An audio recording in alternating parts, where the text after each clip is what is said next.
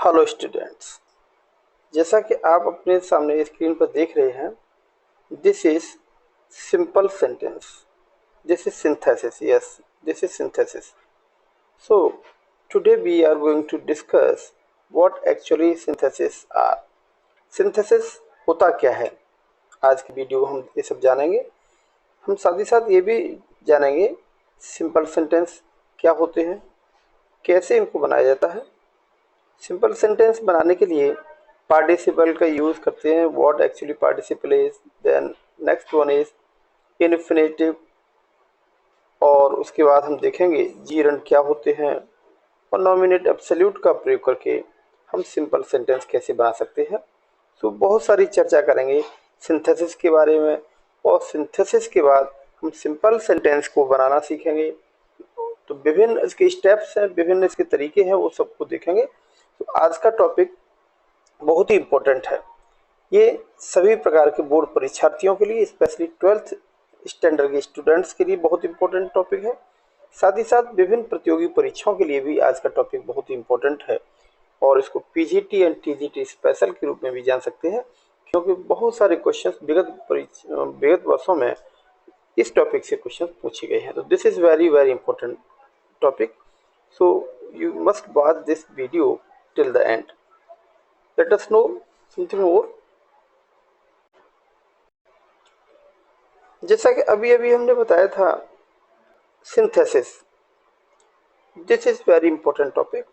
So what actually synthesis is, synthesis होता क्या है?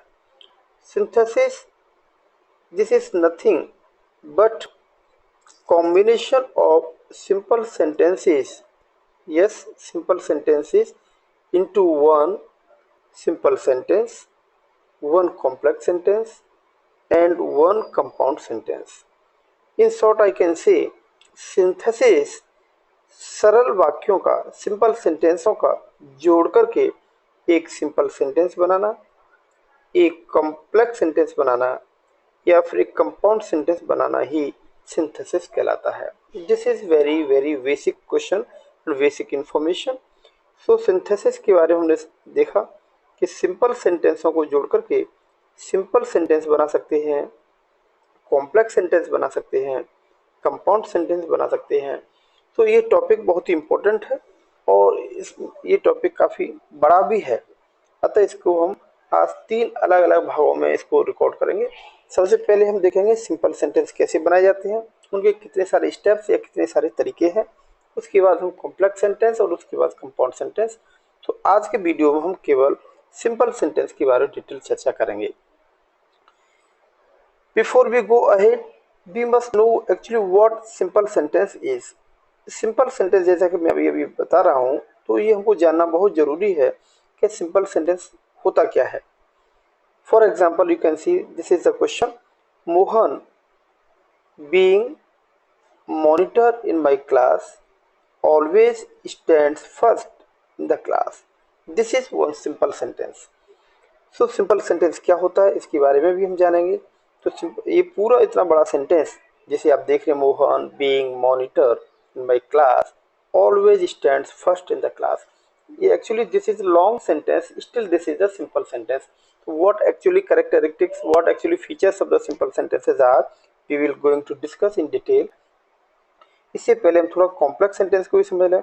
कॉम्प्लेक्स सेंटेंस आखिर कैसा होता है, सिंपल सेंटेंस को भी देखा. तो कॉम्प्लेक्स सेंटेंस के बारे में हम बात करें. फॉर एग्जाम्पल, एक सेंटेंस से सबसे पहले समझेंगे कि आखिर कॉम्प्लेक्स सेंटेंस कैसा होता है. Johan didn't attend the class today because he had been out of station. This is complex sentence. So ये भी एक लेंथी सेंटेंस है, लेकिन ये कॉम्प्लेक्स सेंटेंस है. जैसी क्या खासियत है, क्या डिफरेंस है, ये कॉम्प्लेक्स है और अभी जो हमने बताया वो सिंपल है. इनमें आखिर अंतर क्या है? So we will know in detail one by one. This is compound sentence. अब देखेंगे हम कि कंपाउंड सेंटेंस में क्या अंतर होता है, आखिर कंपाउंड सेंटेंस कैसा होता है. फॉर एग्जाम्पल, सगुन does all her duties in time, so she is always happy. This is compound sentence. So what actually compound sentence and how it happens and how it forms, So these all are the very important information, all the important rules we will discuss one by one। जैसा कि मैंने अभी अभी बताया कि आज के video केवल और केवल हम सिंपल सेंटेंस के बारे में ही बातें करेंगे, सिंपल सेंटेंस को डिटेल से जानेंगे। सिंपल सेंटेंस के एग्जाम्पल को जानने के बाद एक क्वेश्चन अभी भी हमारे दिमाग में घूम रहा है कि आखिर सिंपल सेंटेंस कैसा था, क्या कैरेक्टरिस्टिक्स उसकी होती है, क्या उसकी सैलेंट फीचर्स होते हैं कि वो सिंपल सेंटेंस होता है। उसके बाद हमने कॉम्प्लेक्स सेंटेंस देखा, तब हमको समझना था कि कॉम्प्लेक्स सेंटेंस में ऐसी क्या खासियत है, क्या नई चीज जोड़ दी जाती है कि वो कॉम्प्लेक्स हो जाता है। तो very simple, a sentence with only one subject and one verb is called simple sentence. Very first, you must know there is only one subject, yes, and only one verb. Then such a sentence is called simple sentence. In short, we can say simple sentence वे होते हैं जिनमें केवल एक ही subject हो और केवल एक ही वर्ब हो, तो ऐसे सेंटेंस को हम सिंपल सेंटेंस कहते हैं। Very simple language I have just discussed, simple sentence में एक ही सब्जेक्ट एक वर्ब होगी। फॉर एग्जांपल, एक एग्जांपल से समझते हम, this is on reaching the station he saw the Rajdhani Express coming on platform number 1, platform number 3, the fastest train running between Delhi to Bhopal. This is, you can see, a very long sentence, but still this is simple sentence. For what?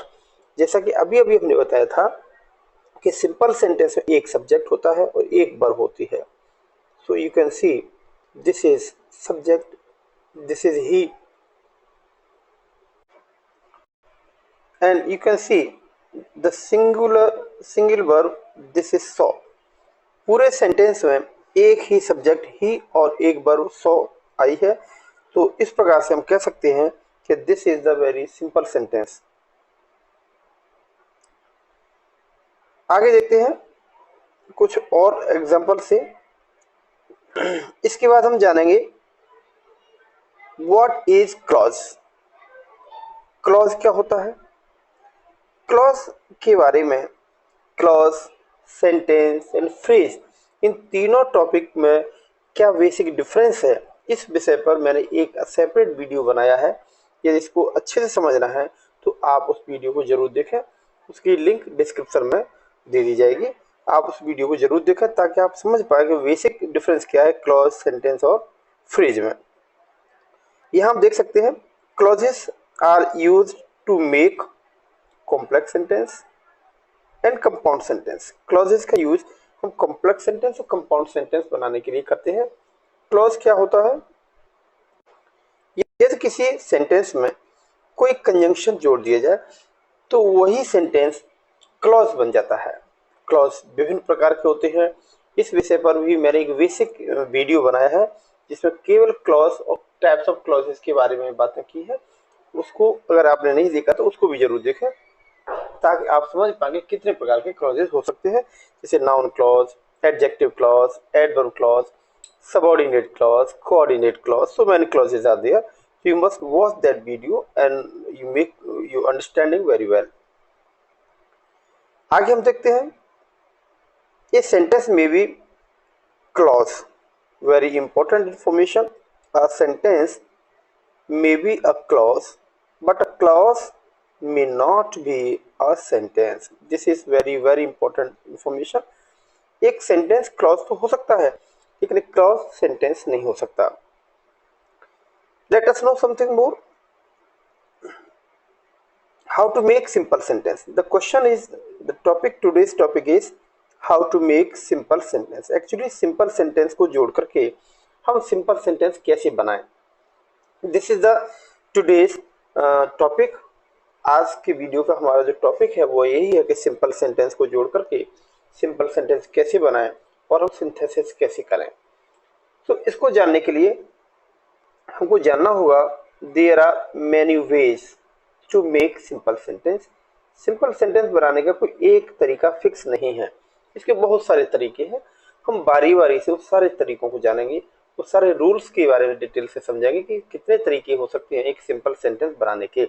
और उसके बाद sentence को जब जोड़ेंगे तो हमको ये विशेष ध्यान रखना है कि उस जुड़े हुए सेंटेंस के अंदर एक ही सब्जेक्ट और एक ही वर्ब का होना ही हो।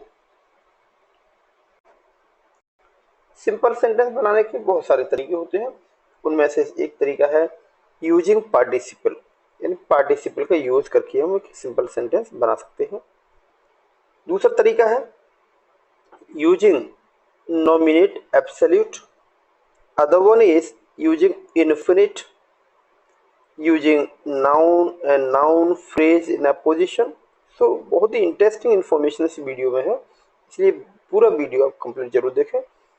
अगला पॉइंट है using adjective and adjectival phrase, other one is using adverb and adverbial phrase. ये बहुत सारे तरीके मैंने अभी अभी आपको बताए। इसके अलावा यूजिंग कंजंक्शन एंड, और last but not the least using preposition before noun and gerund. So now you can understand there are nearly 8 type of making simple sentence. Simple sentence बनाने के लगभग 8 तरीके हैं जिससे हम एक सिंपल सेंटेंस बना सकते हैं। तो ये सारे स्टेप्स हमको वन बाई वन जानने होंगे। सबसे पहले हम देखेंगे कि पार्टिसिपल होता क्या है, नॉमिनेट एब्सोल्यूट क्या होता है, ये noun phrase, adjective and adjective phrase, actually ये सब है क्या चीज और इनका यूज कैसे करते हैं। सो आप पूरा वीडियो जरूर देखें, one by one I am going to discuss. So very first we must do what actually preposition participle is. So this is very important information because using participle, participle का प्रयोग करके हम बनाएंगे, लेकिन हमको सबसे पहले पता होना चाहिए व्हाट एक्चुअली पार्टिसिपल इज। सो एक वीडियो मैंने सेपरेट केवल पार्टिसिपल, जीरन और इनफिनिट पर ही बनाया है। उसमें मैंने बहुत डिटेल से डिस्कशन किया है कि पार्टिसिपल होता क्या है, इसके कितने तरीके होते हैं, कैसे इनको हम यूज करें, और उसके बाद जीरन जिसका प्रयोग हम अभी आगे वीडियो में करेंगे उसको भी मैंने उस वीडियो में अलग से डिस्कस किया है, और इनफिनिट जिसका प्रयोग भी हम इसी वीडियो में करेंगे, लेकिन उसको एक्चुअली कैसे बनाते हैं डिटेल स्टडी मैंने उस वीडियो में की है, उसको भी आप अवश्य देख लें। पार्टिसिपल होता क्या है, this is form of a verb used for adjective, this is the basic difference. तो पार्टिसिपल एक वर्ब का ही फॉर्म है, लेकिन इसका यूज एडजेक्टिव की तरह होता है, that is why we call it participle. So very simple, participle क्या है, ये वर्ब का एक फॉर्म है, लेकिन इसका यूज वर्ब की तरह नहीं करते बल्कि एडजेक्टिव की तरह करते हैं, इसलिए इसको पार्टिसिपल कहते हैं। इसके भी तरीके हैं, तो पार्टिसिपल भी 3 तरीके का होता है, अर्थात 3 तरीके से हम पार्टिसिपल बना सकते हैं। The very first, this is present participle, this is present participle. और प्रेजेंट पार्टिसिपल के भी कुछ कैरेक्टरिस्टिक्स हैं, कुछ फीचर्स हैं, कुछ उसके कुछ रूल्स हैं। तो क्या प्रेजेंट पार्टिसिपल बनाने के लिए बहुत ही सरल तरीका है, मेन वर्ब की फर्स्ट फॉर्म में आईएनजी जोड़ते हैं तो प्रेजेंट पार्टिसिपल बन जाता है। कब बनाते हैं इसका यूज कब करेंगे, जब हमें सिंपल सेंटेंस दिए हों और हमें पार्टिसिपल का यूज करना है, तो कौन सी परिस्थितियां, कौन सी शर्तें वो हमारे सामने होंगी जिसका हम यूज करेंगे। सबसे पहले हम देखेंगे subjects of the given sentences are the same. The very important point is that हमें 2 या 2 से अधिक सिंपल सेंटेंस दिए होंगे और उन्हें जोड़ करके हम एक सिंपल सेंटेंस बनाएंगे। सबसे पहले हम देखेंगे कि जितने भी गिवन सेंटेंसेस हैं उनका सब्जेक्ट एक ही होना चाहिए। Second condition is second action sentence is resulting to the first, this is also very important. Second sentence अगर उसमें दिया है तो एक सेंटेंस में जो एक्शन हो रहा है वो एक दूसरे यानी पहले सेंटेंस का ही परिणामी होता है, अर्थात कम से कम 2 सेंटेंस होंगे, एक सेंटेंस के बाद दूसरा सेंटेंस होगा, तो दूसरे सेंटेंस में जो एक्शन हो रहा है वो पहले सेंटेंस का रिजल्ट होता है। तो this is the important feature. Next one is verb of the sentence that starts first is turn into present participle. अब हमें ये जानना जरूरी है कि दो या दो से अधिक सेंटेंस दिए होंगे, उनमें सब्जेक्ट भी सेम है, उनमें एक वाक्य की जो एक्शन है वो पहले सेंटेंस का ही रिजल्ट है, इतना भी हमने जान लिया। लेकिन फिर हम पार्टिसिपल किसका बनाएं? तो पार्टिसिपल हम उसका बनाएंगे कि जो verb of the sentence that start first, यानी जो वर्ब एक सेंटेंस की जो वर्ब पहले काम शुरू करती है उसी का हम पार्टिसिपल बनाएंगे। अर्थात दो सेंटेंस दिए हैं और उन दोनों सेंटेंस में जो काम पहले शुरू होता है उसी सेंटेंस की वर्ब का हम पार्टिसिपल बनाएंगे। जैसे कि अभी हमने देखा कि वर्ब की फर्स्ट फॉर्म में आईएनजी लगा के प्रेजेंट पार्टिसिपल बनाते हैं। एक एग्जांपल से इसको हम समझेंगे। This is example, the hunter saw the deer, he set his aim at it, he sought a fire on it. Now you can see there are three sentences. इन तीनों sentence को जोड़ करके एक सिंपल सेंटेंस बनाना है। सबसे पहले हम देखेंगे कि प्रत्येक सेंटेंस में सब्जेक्ट एक है, द हंटर, उसके बाद ही और उसके बाद ही, तो पहली कंडीशन ये फुलफिल करता है। उसके बाद जो अगला सेंटेंस है वो पहले सेंटेंस का ही परिणाम है। जैसे हंटर सॉ द डियर, शिकारी ने सबसे पहले डियर को देखा। उसके बाद की जो घटना है, ही सेट हिज एम, उसने उसके ऊपर निशाना साधा, कि उसके बाद का परिणाम हुआ। और उसके बाद क्या हुआ, he shot a fire on it, उसने इसके ऊपर फायर कर दिया। तो ये जो बाद की जो घटना है वो पहली घटना का ही रिजल्ट है, तो दूसरी कंडीशन भी ये फुलफिल करता है। देखते हैं इसको कैसे कंबाइन करते हैं हम। तीनों सेंटेंस का जो सॉल्यूशन है वो क्या होगा, seeing a deer and setting an aim at the hunter sought a fire on it। पहले दो काम हुए वो तीसरे कार्य का ही, तीसरा कार्य जो हुआ, तीसरा जो एक्शन हुआ वो पहले दोनों कार्यों का परिणाम था। पहले उसने हिरण को देखा, उसके बाद उसने निशाना साधा और उसके बाद उस पर उसने फायर कर दिया। तो इस प्रकार से एक के बाद एक रिजल्टिंग एक्शंस हैं, तो that is why we use present participle. Present participle का जो बेसिक रूल है वो यही है कि अगला जो एक्शन है वो पहले का रिजल्ट होता है। एक और एग्जांपल से हम समझते हैं। He drew his sword, yes. Next is he rushed at the enemy, उसने तलवार खींची, उसने शत्रु पर आक्रमण कर दिया, हमला कर दिया। सॉल्यूशन क्या है, यानी दूसरा जो सेंटेंस है वो पहले का ही रिजल्ट है। ये हम देखेंगे, यहाँ सब्जेक्ट दोनों सेंटेंस में सब्जेक्ट एक है, ही, इसमें भी सब्जेक्ट ही है। अब दूसरा वाला जो एक्शन वो पहले का ही रिजल्ट है, that is why we use present participle. So कैसे सॉल्यूशन है इसका, drawing his sword, he rushed at the enemy. Now this is simple sentence, how, because there is one subject he and one verb is rushed, that is why this is simple sentence. Next participle, that is past participle। अभी हमने present participle को समझा, इसके बाद past participle को भी जान लेते हैं। तो पास्ट पार्टिसिपल कैसे बनाया जाता है, ये वर्ब की थर्ड फॉर्म होती है। जैसा कि अभी हमने बिगिनिंग में बता दिया था, पार्टिसिपल क्या है, this is the form of the verb and used as an adjective, इसका प्रयोग एडजेक्टिव की तरह करते हैं तो वो पार्टिसिपल है। इसके तीन तरीके, सबसे पहले present participle, second one is the past participle. Past participle बनाने के लिए मेन वर्ब की थर्ड फॉर्म ही होती है। अब इसकी कंडीशंस क्या क्या है, सबसे पहले देखें, this is the third form of the verb. जैसे कि अभी हमने बताया ये वर्ब की थर्ड फॉर्म होती है। This third form of the verb is used for adjective. जो वर्ब की थर्ड फॉर्म है इसको हम एडजेक्टिव के लिए यूज करते हैं। For example, mister Jha bought a car। Second sentence is it was repaired. ये दो सेंटेंस हैं, इनको हमको कंबाइन करके एक सिंपल सेंटेंस ही बनाना है। तो इसका सॉल्यूशन क्या होगा, mister Jha bought a repaired car। You can see this is third form of the verb, you can see past participle। तो वर्ब की थर्ड फॉर्म एक एडजेक्टिव का काम करती है। तो एडजेक्टिव का यूज हम कहाँ करते हैं, actually we know this is the very basic rule.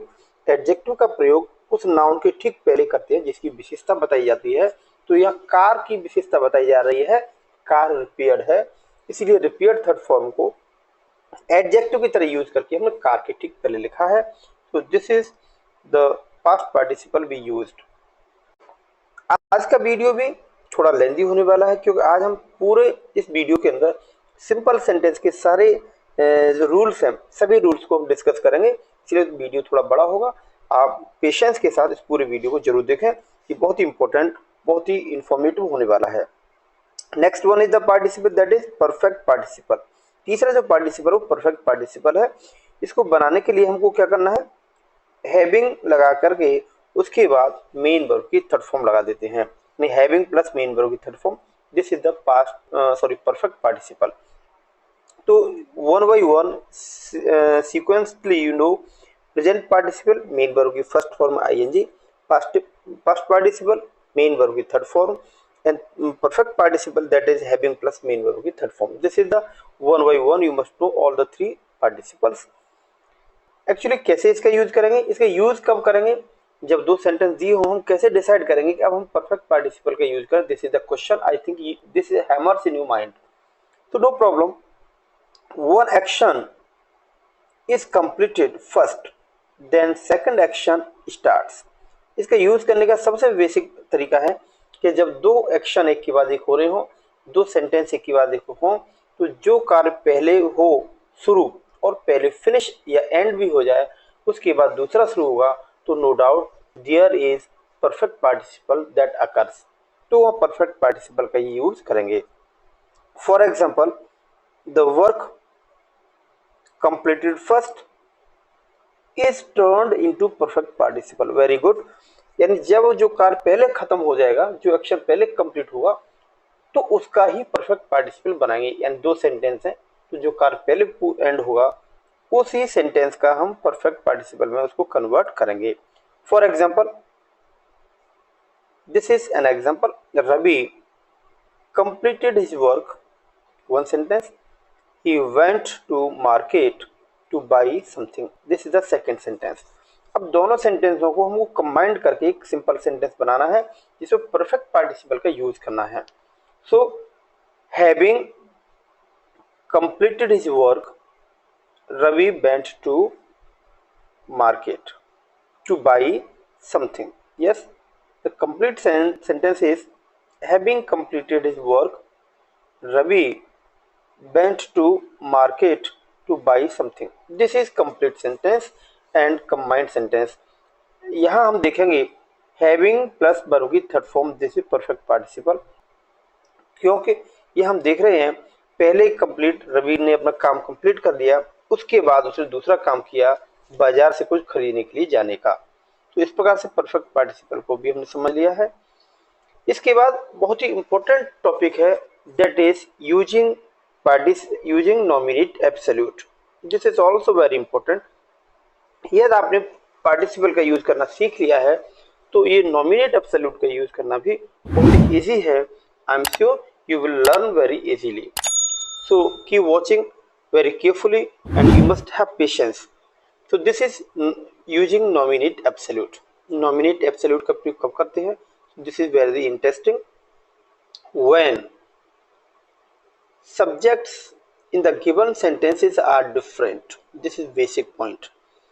given sentences है उनमें subjects जो है वो different हों। अभी हमने पार्टिसिपल के बारे में पढ़ा था कि जितने भी सेंटेंस दिए जाएंगे सबका सब्जेक्ट सिंपल एक ही होगा, लेकिन यहाँ सब्जेक्ट डिफरेंट होंगे। Action is not is action in sentence is done one after another. जैसा कि पार्टिसिपल में हमने देखा था कि action in the given sentence is done one after another. जो भी सेंटेंस हमें दिए होते उनमें जो एक्शन होता था वो एक के बाद एक होता था, ऐसा हमने पार्टिसिपल में भी देखा था, और वही सेम फीचर हमको नॉमिनेट एब्सोल्यूट के प्रयोग में भी देखने को मिलता है। Next one is subject of the sentence which start और कंप्लीट फर्स्ट। जब सेंटेंस दिए होंगे तो उनमें एक सेंटेंस का जो कार्य सबसे पहले शुरू होगा या कंप्लीट होगा, तो उसी के सब्जेक्ट को हम सबसे आगे लिख देंगे और उसके बाद पार्टिसिपल के नियमों का यूज करके हम उसको कंबाइन कर देंगे। This is very basic important fact. करना क्या है, जब सेंटेंस एक के बाद एक हो तो जो काम पहले खत्म हो जाएगा उसी सेंटेंस के सब्जेक्ट को सबसे आगे लिख देंगे और रेस्ट पार्ट को हम पार्टिसिपल के जिसमें पार्टिसिपल का यूज होगा उसका यूज करके जोड़ देंगे। For example you can see there is one sentence the sun set, second one is the birds flew to their nests. ये दो सेंटेंस हमारे पास हैं, इनको जोड़ करके हम नॉमिनेट एब्सोल्यूट के रूप में कैसे यूज करेंगे। You can see here is one subject that is sun, in other sentence there is one subject that is birds. तो दोनों सेंटेंसों के सब्जेक्ट अलग अलग हैं, लेकिन एक चीज सिमिलर है कि एक के बाद एक एक्शन हो रहा है। जैसे पहले सूरज का अस्त होना होता है, उसके बाद चिड़िया अपने घोंसलों की तरफ उड़ जाती हैं। देखते हैं एक एक करके इसके बारे में हम देखेंगे। सॉल्यूशन कैसे करेंगे इसका। The sun having set, the birds flew to their nest. तो यहां हमने देखा सन सब्जेक्ट को हमने अलग लिखा है, उसके बाद पूरे सेंटेंस को हमने पार्टिसिपल के नियम से जोड़ दिया है। तो this is the basic difference using participle and using nominate absolute. एक और एग्जांपल से हम इसको और क्लियर करते हैं। There is sentence her father is dead. Second sentence is she had to support her widow mother. ये दो सेंटेंस हमारे पास हैं, इनको हम कैसे जोड़ेंगे और कैसे हम नॉमिनेट एब्सोल्यूट के यूज करेंगे। तो सबसे पहले हमको ये समझना होगा, यहाँ एक सब्जेक्ट है हर फादर और दूसरा सब्जेक्ट है सी, तो दोनों सेंटेंस में अलग अलग सब्जेक्ट है, तो हम इसको नॉमिनेट एब्सोल्यूट के नियम से सिंपल सेंटेंस में जोड़ेंगे। फॉर एग्जाम्पल इसका सॉल्यूशन क्या होगा, हर फादर बीइंग डेड। आपने देखा होगा हर फादर यहाँ सब्जेक्ट को हमने सबसे आगे लिख दिया है, उसके बाद पार्टिसिपल के नियम से इसको जोड़ना है।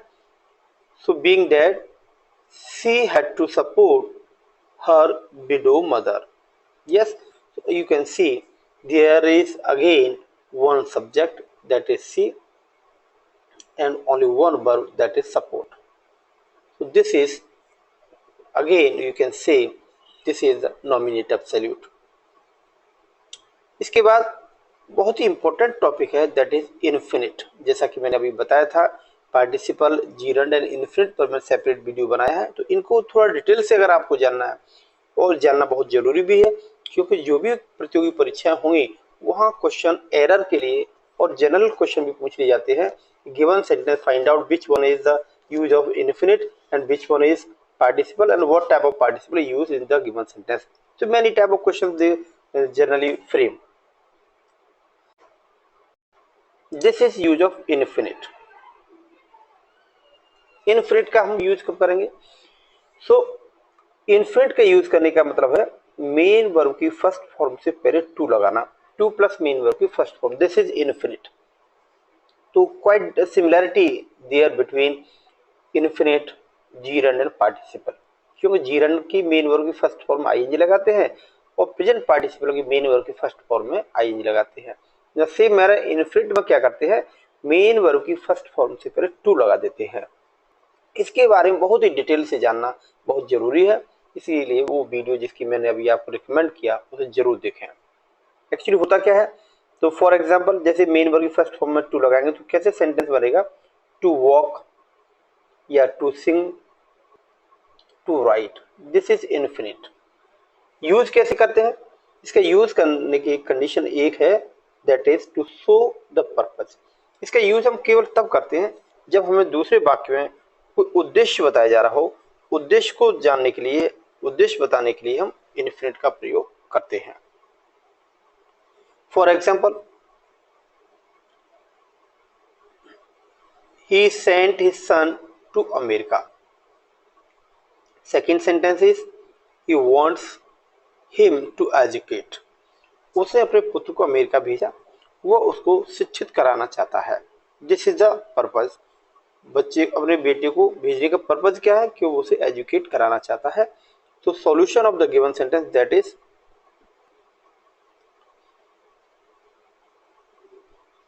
he sent his son to America to educate him.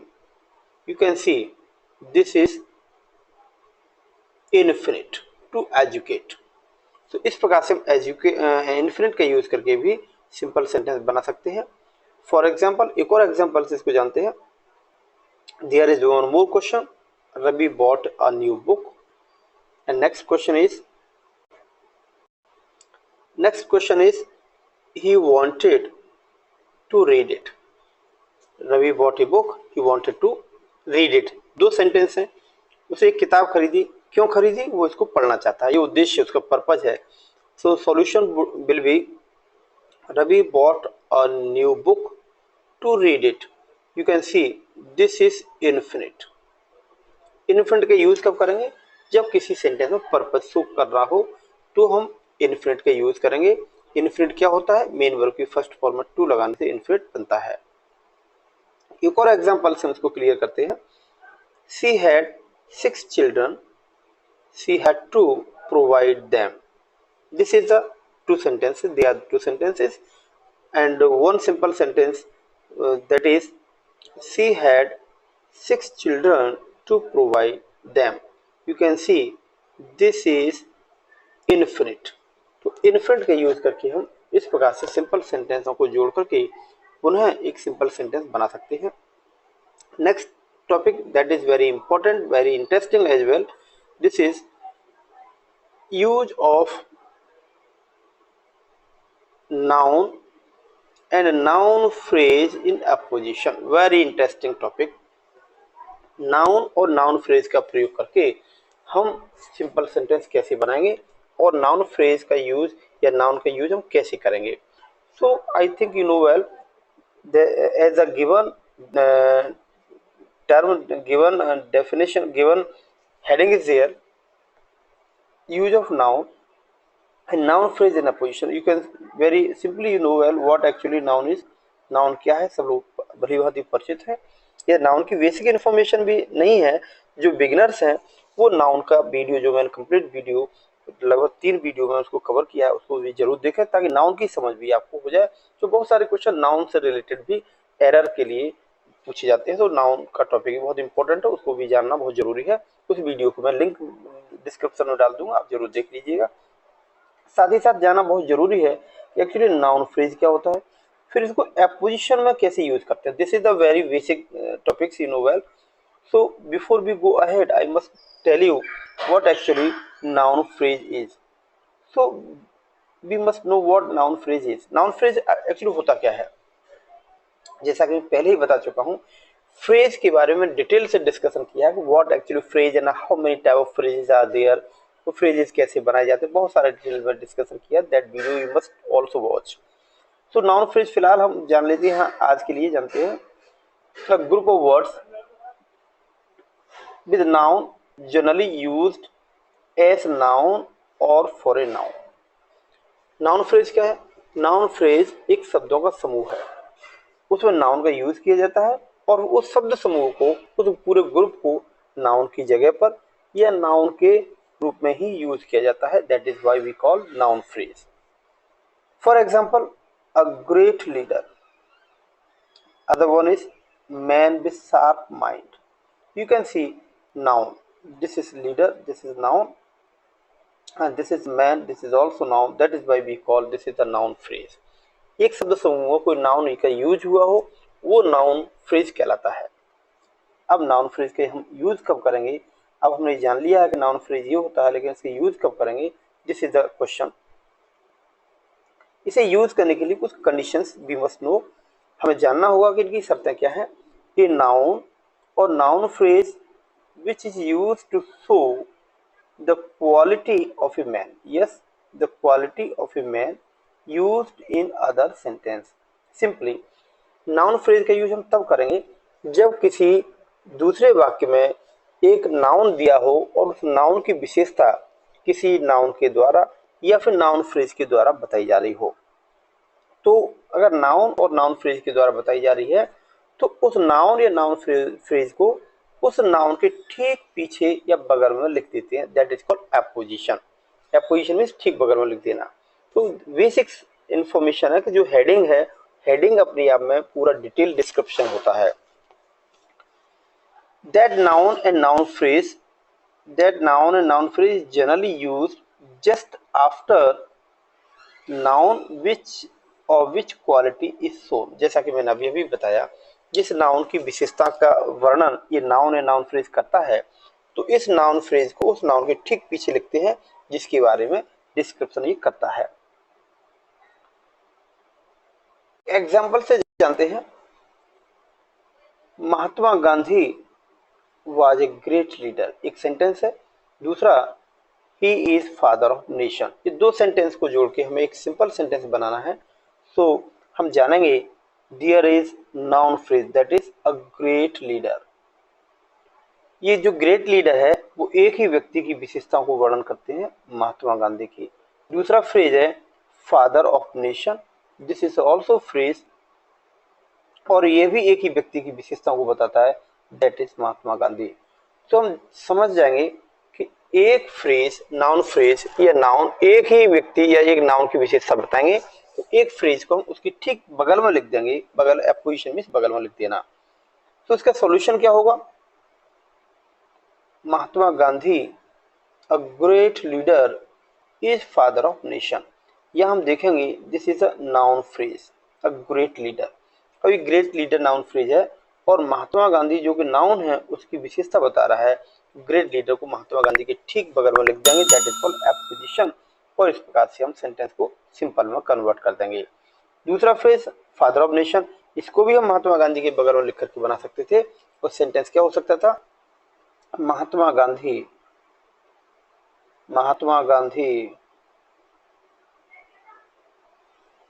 Yes father of nation, yes father of nation was a great leader। ऐसे भी हम इसको बना सकते थे, राइट। तो दोनों तरीके से हम सेंटेंस का यूज करके इसको हम एक सिंपल सेंटेंस में कन्वर्ट कर सकते हैं। एक और एग्जांपल से इसको क्लियर करते हैं। There is one sentence that is Rani Lakshmibai was a lady of iron. Other sentence is she fought against the British empire. दो सेंटेंस है, इनको हम कंबाइन करके सिंपल बनाएंगे। The solution would be there, Rani Lakshmibai a lady of iron fought against the British empire. आप दोबारा से समझ सकते हैं, the British empire itself a noun phrase and a lady of iron itself a noun phrase. लेकिन यहाँ रानी लक्ष्मीबाई की जो विशेषता बताने वाला जो फ्रेज है, नाउन फ्रेज है, that is a lady of iron. तो उसको हम रानी लक्ष्मीबाई के ठीक बगल में लिख देंगे। इस प्रकार से हमने नाउन फ्रेज और नाउन का यूज करके सिंपल सेंटेंस बनाना सीखा। इसके बाद अगले टॉपिक की ओर चलते हैं। मैंने अभी शुरुआत में बता दिया था कि आज का जो वीडियो है that is master video for specially simple sentences. Next topic is by using adjective and adjectival phrase. Adjective या एडजेक्टिव फ्रेज का प्रयोग करके हम सिंपल सेंटेंस कैसे बनाएं।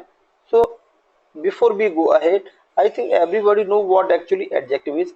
एडजेक्टिव क्या होता है सब इसको अच्छे से जानते हैं, फिर भी यदि आप बिगनर और एडजेक्टिव के बारे में आपको समझ नहीं है तो इसके बारे में भी मैंने एक वीडियो, कंप्लीट वीडियो बनाया है, और ये बहुत ही इंपॉर्टेंट वीडियो है जिसमें हमने इंटरचेंज, डिग्री ऑफ कंपैरिजन के बारे में डिस्कशन किया है, एडजेक्टिव के सभी टाइप्स और यूजेस के बारे में डिस्कशन किया है। तो that video is also very important, you must watch that, उसको भी जरूर देखिएगा। लेकिन आज इसमें हमको एडजेक्टिव तो हम जान ही गए, लेकिन उसके बाद एडजेक्टिव फ्रेज क्या होता है, तो जैसा कि हम आगे बढ़ेंगे उससे पहले ये जानना हमारे लिए बहुत जरूरी है। That is why I will discuss what actually adjective phrase is. So a group of words used for adjective is called adjective phrase. Again I say group of words, एक शब्दों का समूह है जिसका प्रयोग एडजेक्टिव की तरह करेंगे, that is why we call adjective phrase। तो टॉपिक में क्या करना है हमको, एक एडजेक्टिव का प्रयोग करके अथवा एडजेक्टिव फ्रेज का प्रयोग करके सेंटेंसों को जोड़ करके सिंपल सेंटेंस बनाना है। This is very interesting one, so you must watch very carefully, you must have patience as well. आज का वीडियो बहुत इंपॉर्टेंट है तो आपको थोड़ा धैर्य के साथ इसको पूरा समझना है। कंडीशंस क्या क्या होंगे, when in 2 or more than 2 sentences, quality of a noun is presented. Very important.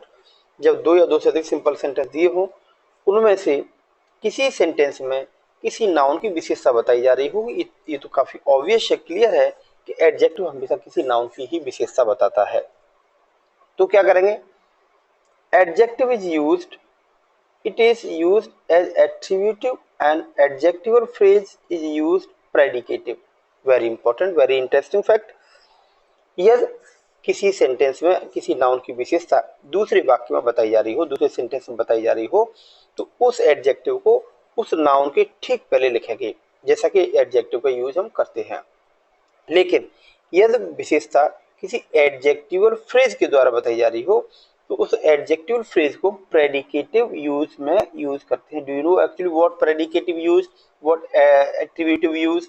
These are very important terms, you must know. तो ये सारी डिटेल हमने उस वीडियो में जिसका डिस्कशन किया है, आप उसको देख करके इसको समझ सकते हैं। फॉर एग्जाम्पल, ये एग्जाम्पल से हम समझेंगे कि एक्चुअली ये है क्या।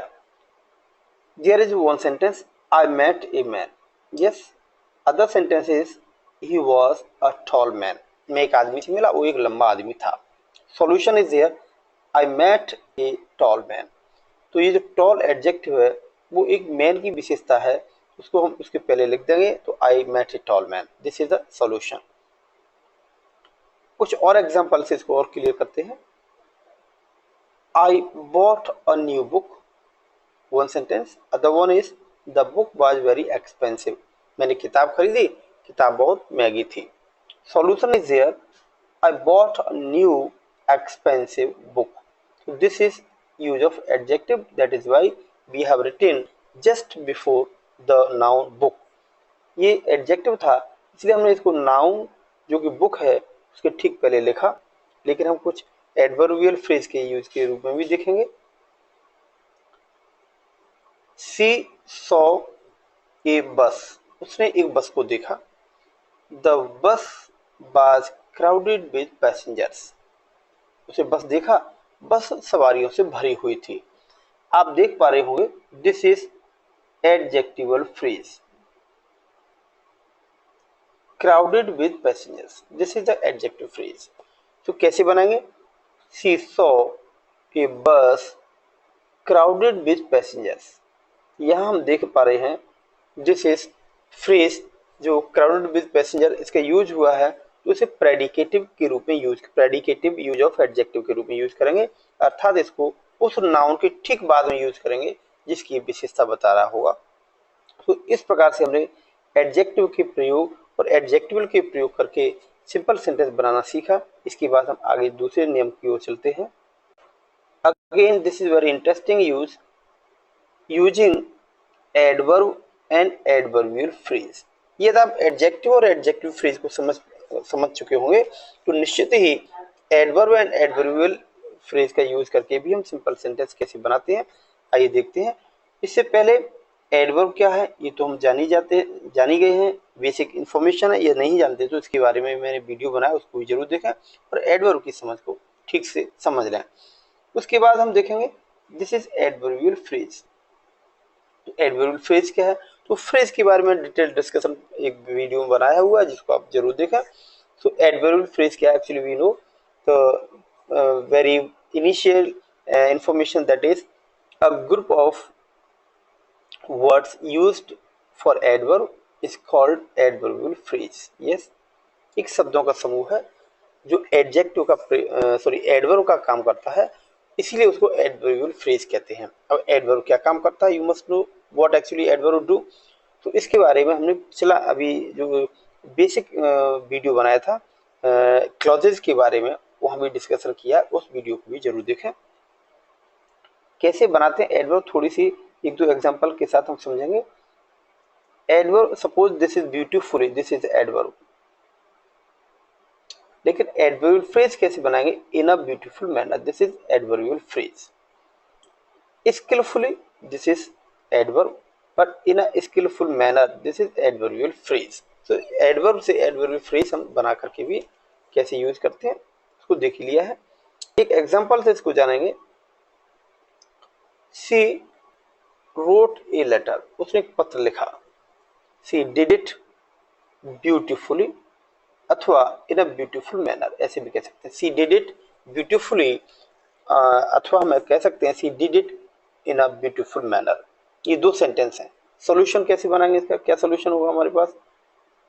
She wrote a letter beautifully. This is adverb. Adverb का यूज करके बनाया है.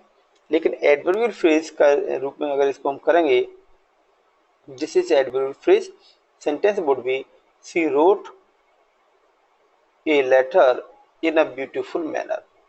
She wrote a letter in a beautiful manner. This is use of adverbial phrase. इस प्रकार से हमने एडवर्ब और एडवर्बियल फ्रेज के यूज को भी अच्छे से समझ लिया है. उसके बाद अगले टॉपिक की तरफ चलते हैं, that is use of conjunction and. Conjunction and का यूज करके हम सिंपल सेंटेंस कैसे बनाते हैं, आई मस्ट नो. सो इसको देख लेते हैं. इसका यूज कब करेंगे? When there are two same action things in different sentence.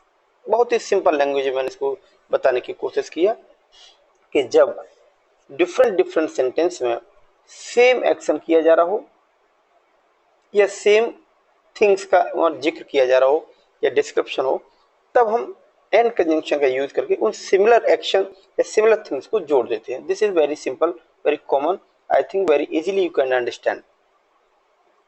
कब यूज करेंगे इसके बारे में भी देख ले. दे आर जॉइंड, सो वो डिफरेंट थिंग्स होंगे. They are joined by using conjunction and.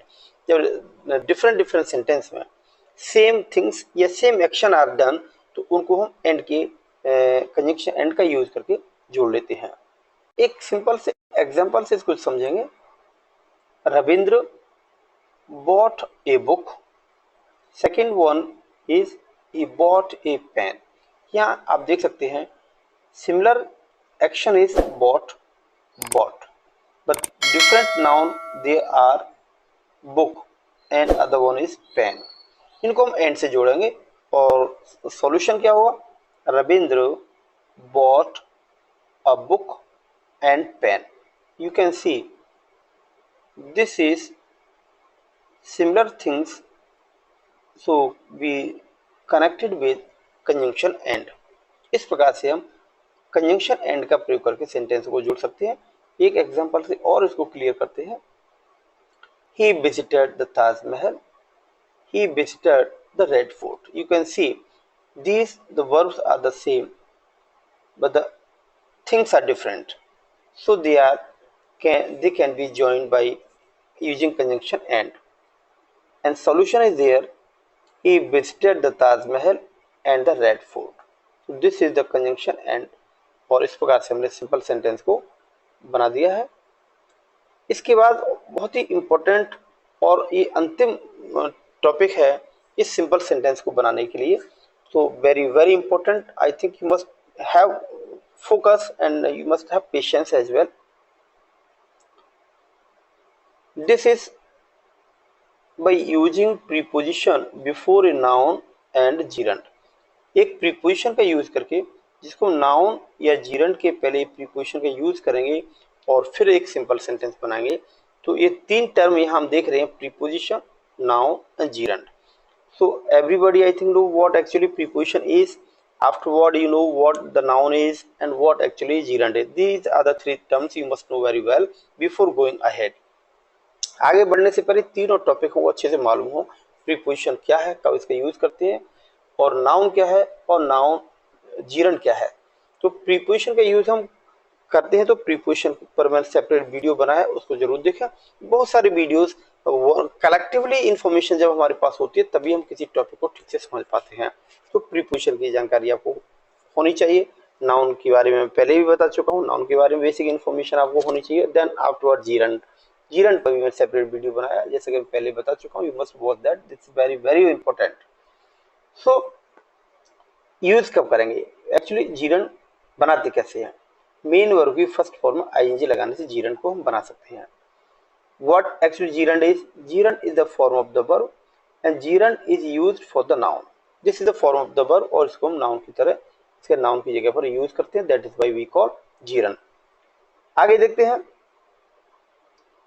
Preposition is used to show the relations between noun. यहाँ मैंने इनिशियल इंफॉर्मेशन दी है कि प्रीपोजिशन का यूज कब करते हैं, जब दो नाउन या जीरंड के बीच में रिलेशन बताना हो तो हम प्रीपोजिशन का यूज करते हैं। जीरंड मेन वर्ब की फर्स्ट फॉर्म आई लगाने से बनता है। This is the very very initial और basic information, but in detail you must watch that particular video. I just talked about that. So exercise, for example, to know this particular term, Susila cut the vegetable, she cut them with a knife. ये दो sentence हैं, इन दोनों सेंटेंसों को जोड़ करके कैसे simple sentence बनाते हैं देखते हैं। Sushila cut the vegetables with knife. यहाँ आप देख सकते हैं विद प्रीपोजिशन का यूज नाइफ नाउन के पहले किया गया है, जैसा कि अभी हमने हेडिंग में ही बता दिया था, use of preposition before noun and gerund. एक और सेंटेंस को हम देखते हैं, ही किल्ड अ स्नेक, एक सेंटेंस है। दूसरे सेंटेंस को देखें, उसके बाद इसको जोड़ेंगे, देखते हैं। Second sentence that is he did it with a stick, उसने सांप को मारा और ये काम उसने लाठी से या छड़ी की सहायता से किया। तो solution is with these two sentences, that is he killed a snake with a stick. So this is the preposition used before the noun, that is stick and snake. So ये preposition का use करके हमने इसको sentence को complete किया है। एक example से और जानते हैं। The students attended the class. They reached there in time. These are the two sentences. So by using preposition and gerund, कैसे इसका यूज करते हैं? On or after reaching there in time, the students attended the class. यह हम देखेंगे ये reaching that is gerund, और उसके पहले हमने देखा on या after, दोनों में से किसी भी preposition का यूज करके हमने सेंटेंस को कंबाइन किया है। इस प्रकार से आज हमने सिंपल सेंटेंस के बारे में बहुत कुछ इन्फॉर्मेशन कलेक्ट की है। एक एग्जांपल को और देख लेते हैं और समझ को और थोड़ा सा इजी बनाते हैं। He worked hard, other one is he didn't get success, उसने बहुत मेहनत की, उसने कोई सफलता हासिल नहीं की। So in spite of working hard he didn't get success. So this is a preposition. This is preposition that is called compound preposition. So preposition के बारे में एक detail information you must no. इसके अलावा इस चैनल के माध्यम से मैं इंग्लिश स्पोकन के जो वीडियोस हैं उनको भी मैं अपलोड करता हूँ। इंग्लिश कैसे बोला जाए, इंग्लिश को कैसे हम फ्लुएंटली बोलें, तो बहुत सारी ट्रिक्स और बहुत सारी टिप्स मैं इस चैनल के माध्यम से देता हूं, आप उनको जरूर देखें। साथ ही साथ पीजीटी, टीजीटी स्पेशल और दूसरे कॉम्पिटिटिव एग्जामिनेशन के लिए भी ग्रामर को और लिटरेचर पार्ट को भी मैं डिस्कस करता हूं। बहुत सारी वीडियो मैंने उन पर कवर किए हैं और बहुत सारी वीडियो मैं कवर करने वाला हूं। साथ ही साथ स्पोकन से रिलेटेड और जो भी टॉपिक मैं वीडियो बनाता हूं उसके बहुत सारे शॉर्ट्स वीडियो भी मैं बना के अपलोड करता हूं। मैं आपसे सलाह कर दूंगा कि आप उनको भी जरूर देखें ताकि आपकी समझ थोड़ी सी ठीक हो पाए। यदि आपको लगता है कि मेरा प्रयास सार्थक है, मेरा प्रयास आपके लिए यूजफुल है, तो मैं चाहूँगा कि आप मेरे इस एफर्ट को रिकॉग्नाइज करते हुए वीडियो को शेयर करें, चैनल को सब्सक्राइब करें, बेल आइकन को प्रेस करें ताकि नेक्स्ट वीडियो की इंफॉर्मेशन सबसे पहले आपको मिले। और आपके comments they are very important for me, so let me know what actually you want and what your views are regarding this video. So you please keep comment. Stay motivated. Thank you for watching.